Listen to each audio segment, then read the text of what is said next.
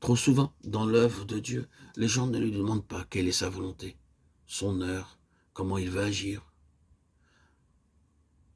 Leurs meilleures tentatives ne sont que le produit de leur vie d'âme, de leur propre force, de leur propre volonté, de leur propre aspiration, de leur propre désir, mais non de la volonté de Dieu.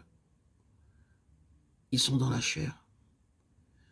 Et comprenons bien que la chair peut aussi bien désirer venir en aide à Dieu que lui résister.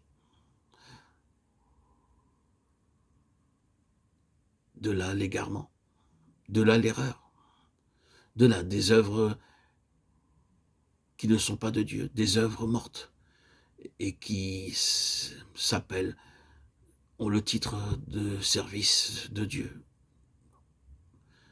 La vie de l'âme peut manifester du zèle pour Dieu, concevoir des plans pour éveiller l'Église de Dieu, avoir des projets pour étendre son royaume.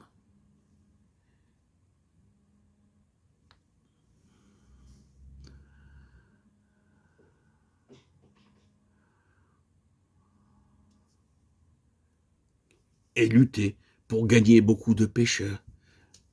Les motifs et les intentions de ces personnes sont bons, mais elles sont ignorantes à l'égard de tout ce que la vie naturelle peut accomplir dans le domaine du zèle, des projets, des efforts.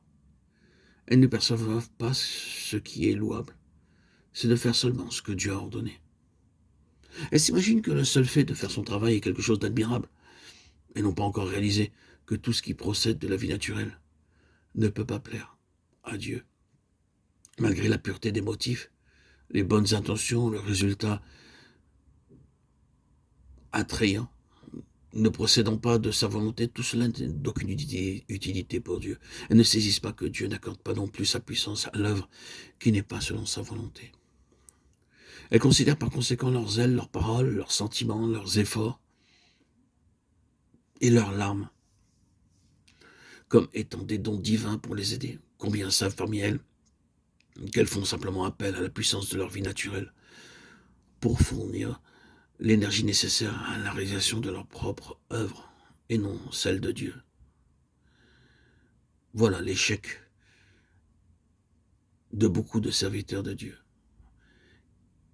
qui pour la plupart ne renoncent pas, mais sont épuisés, fatigués.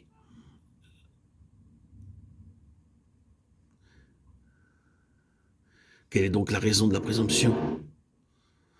Rien d'autre que la manifestation de la vie du moi.